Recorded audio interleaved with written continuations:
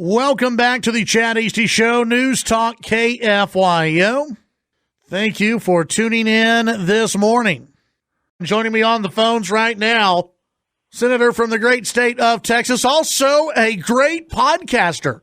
It's Senator Ted Cruz here on the Chad Hasty Show. Senator, good morning. How are you today? Good morning, Chad. It's great to be with you. Well, it's great to have you on the show. Obviously, a very busy time in D.C. We'll get to the latest with the impeachment trial here in just a second, but I want to say congratulations to you. You've got the number one podcast in America. Well, thank you. It's been a pretty wild ride on that front. We launched the podcast last week, right when the impeachment trial started, and it's called Verdict with Ted Cruz. And what I've been doing is every night when the trial concludes, I get in the truck and drive to the studio, and that night, real time, provide my thoughts on what just happened, try to explain the facts, which are really complicated, try to explain the legal arguments, and try to explain the constitutional law at issue. The whole thing's about 25 minutes long. And most of them I've recorded. The first one we started at 2:46 in the morning because the trial had gone on till 2 a.m., but we record them, we put them out, and it went from zero, from not existing, to rising up the charts. And as you noted, it's now the number one podcast in America. We've had over 1 million downloads. And you can just go to verdictpodcast.com, verdictpodcast.com. You can get it there. You can get it on Apple or Spotify or any place you can get podcasts. It's there. And I think the reason, Chad, is people want substance. They want to understand what's going on. And if you turn on cable news, you just see people screaming at each other, right, and using 30-second sound bites. And people are interested in actually understanding, but nobody has the time to spend 13 hours watching C-SPAN and listening to this whole thing go on. And so we try to make it short and digestible. We try to have, a comment I hear a lot from folks who listen to it is that when they listen to it, they learn something. They come away with something they didn't know before. Right. And we also try to have fun, to cut jokes and have a good time. And so that seems to be something that people are looking for. No, and that's exactly, Senator, why I've enjoyed the podcast is because you get into the actual legal and constitutional arguments. And that is something that the House managers really haven't cared about too much, and it's something that the news organizations don't really care too much. Is the actual the actual constitutional arguments that are made. And as you brought up on the podcast, there haven't been a lot of constitutional arguments being made by the House managers. Well, that's true, and that's because their case doesn't survive the constitutional standard. And so from their end, their case is real simple. They hate Donald Trump with an infuriating rage that pulses through them. They've hated him since the day he was elected. They're mad, really, at the American people for daring to elect President Trump. And they've been trying to impeach him since the day he got elected. A lot of the Democrats were very candid back in November 2016, calling for his impeachment then, before he'd been sworn in, before he'd done anything, before he picked up the phone to Ukraine. This, at the end of the day, has nothing to do with Ukraine. This has to do with partisan anger from the Democrats trying to overturn the last election. And even more importantly, they're terrified that if the American people have the chance to vote this year in November with Donald Trump's name on the ballot, that he'll get reelected. And so this was a desperate effort to say no to the voters. You can't vote for Donald Trump. It was, in a very real sense, trying to cheat the election. But that is not a legitimate use of the Constitution's impeachment power. The Constitution provides impeachment for treason, bribery, and other high crimes and misdemeanors. And the House managers didn't come remotely close to even alleging treason, bribery, or other high crimes or misdemeanors. And that's why, in all likelihood, tomorrow, the president will be acquitted. He will be found not guilty on the merits because the House managers didn't satisfy the constitutional standard. Visiting with Senator Ted Cruz here on the Chad Hasty Show. You said tomorrow is when you think that's going to happen. Why tomorrow and not today, and why not Monday? What do you think is going to happen today? So procedurally, where we are, the trial will reconvene at 1 p.m. today, and that's under the Senate rules. We come with the impeachment trial always starts at 1 p.m. The first order of business is a motion, whether it is in order to call additional witnesses or subpoena additional documents. Now, this is not the question, as many of the media frame it, of whether we will have witnesses. There have already been 17, actually 18 witnesses, if you count the Inspector General that the House refused to send over to the Senate. There have been 18 witnesses. We've listened to hour after hour after hour of testimony and evidence and legal arguments. The Senate has had a fair trial. We gave both sides a full and fair opportunity to present their case. And at the end of that, the House managers failed to meet the constitutional test. I think based on the public announcement, we now know the Democrats are going to lose the vote today. They're not going to get 51 senators to vote to bring in additional witnesses. Now, that's good, because if they had, what that would have done is just drag this on for weeks or months.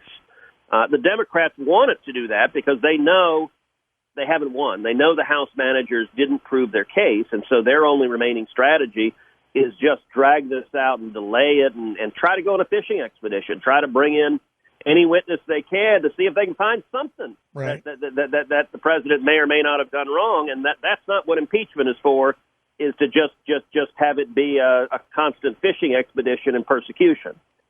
So we'll have the vote on that today. That will follow 2 hours of argument for each side. So for the first 4 hours, it'll be the lawyers arguing back and forth, and then we'll vote.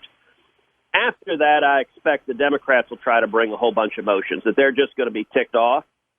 So they'll bring a bunch of motions, and I think we'll just sit there and let them kind of tire themselves out. Tonight may be a late night because they may do all sorts of motions to express their frustration.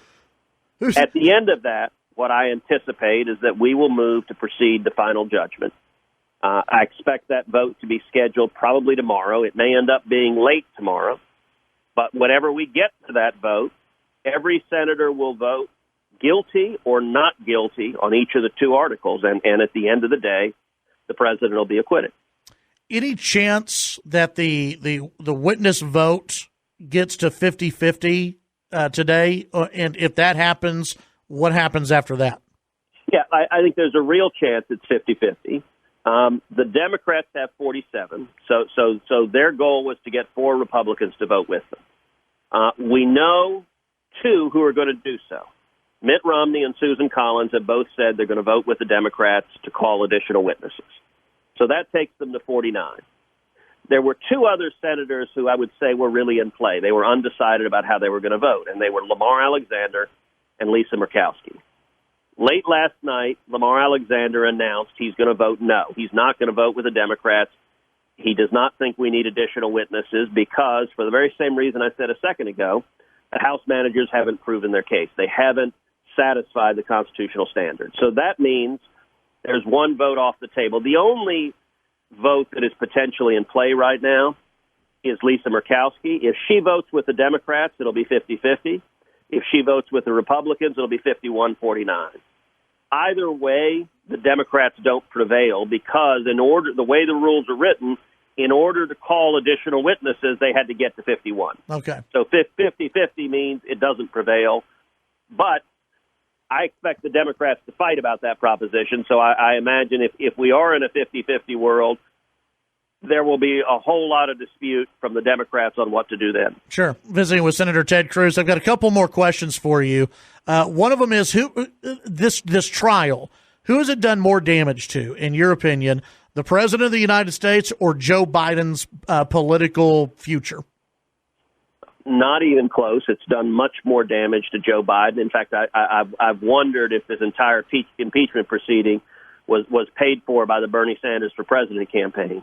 The president's poll numbers, Trump's poll numbers, have gone up and gone up dramatically. I think the impeachment politically has played out very much like the Bill Clinton impeachment did. You remember before impeachment, Bill Clinton's support, his numbers were down. And then with impeachment, I think Republicans overshot. They overreached, and the American people said, why are you doing this? Well, get back to work instead of making this just a partisan fight. And that reelected Bill Clinton. Because Republicans impeached him, I think that reelected him. If you look here, President Trump's numbers have gone up dramatically since the Democrats started obsessing with impeachment, and they've really gone up in swing states, in states that are critical to win in 2020. At the same time, Joe Biden's numbers, look, when we're having day after day after day of debate over if Joe Biden is corrupt, and if so, how corrupt, and what are the details of whether Joe Biden's corrupt, that ain't good, particularly when Biden's whole argument is electability. That's his pitch to Democrats, is I'm the most electable guy to beat Trump. Well, if you're having weeks of arguments about whether you're corrupt, that really does do damage to the electability argument. And so I think the other Democratic presidential hopefuls sitting in the chamber are grinning ear to ear, seeing that, especially when the House managers, they spent probably 2 hours affirmatively making the argument. There was zero evidence. It was just sham. It was baseless to investigate corruption concerning Burisma, the corrupt Ukrainian company that was paying Hunter Biden, Joe Biden's son, $1 million a year while his dad was the point person on Ukraine. Well, when the House managers did that, I commented at the time, I said the House Democrats have made a decision to throw Joe Biden under the bus, because the obvious response, the necessary response that the White House lawyers had to go to is if they say there's zero basis for investigating corruption concerning Burisma and the Bidens, well, that means the White House lawyers have to lay out, here's all the basis for investigating corruption. And I think that did real political damage to Joe Biden, and that was a consequence of the Democrats going down this road of impeachment. Senator, I want to pick your brain on this real quick. When it comes to Bernie Sanders, and I've asked a lot of Republican strategists this, including Jason Johnson just the other day, if Bernie Sanders gets the nomination for the Democrats, is that a gift for Republicans, or should Republicans not underestimate Bernie Sanders?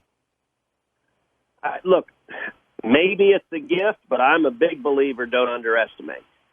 We have a divided, polarized country right now. I mean, it's half the country doesn't talk to half the country. At Thanksgiving and Christmas Day, you got family members that don't talk to each other. That we're all divided. We're all polarized. The left listens to media, the right listens to right-wing media. We've got different facts, different universes we live in. And the terrifying thing, look, Bernie is extreme. He is an avowed socialist. His policies would be catastrophic. I think it is entirely possible a Bernie Sanders is elected. And the country, you have just a couple 100,000 votes switch in 2016, and Hillary Clinton would have been president. That's how close that election was. It is entirely possible that Bernie Sanders could win, which means if he's the nominee or whoever the nominee is, we need to take it very, very seriously, because this is going to be a turnout election. Right. Every liberal in America will show up and vote because they hate Trump. And hatred in politics, that is a dangerous and powerful motivator. They will crawl over broken glass to vote against Donald Trump. And the big question that's going to determine this next election is, does everybody else vote? Do common sense conservatives vote? Do those who believe in rule of law, those who believe in free enterprise, those who believe in securing the border and defending our Constitution, do the rest of us vote? If even 2, 3, 4, 5% of us stay home, that's how you elect a Bernie Sanders. God help us. And so I don't dismiss the threat of Bernie in the general at all. I think this election is going to be a fight anyway it comes down to. Senator Ted Cruz, appreciate you joining us today. And folks, you can listen to his podcast, Verdict with Ted Cruz. And okay, I'll ask you this one real quick. Any other future podcast in the plans? I think that's the plan, is to keep going forward. All right. And keep addressing the issues of the day, because I think people want to understand them, and with no BS and real substance, and in a format that's helpful and fun. I like that. That's a good idea. I like it. Senator Cruz, thank you for your time. Appreciate it. All right, my friend. God bless. Have a good one. That's U.S. Senator Ted Cruz here on the Chad Hasty Show, and maybe a little bit of breaking news. He plans to continue podcasting. I like it. Chad Hasty Show, KFYO.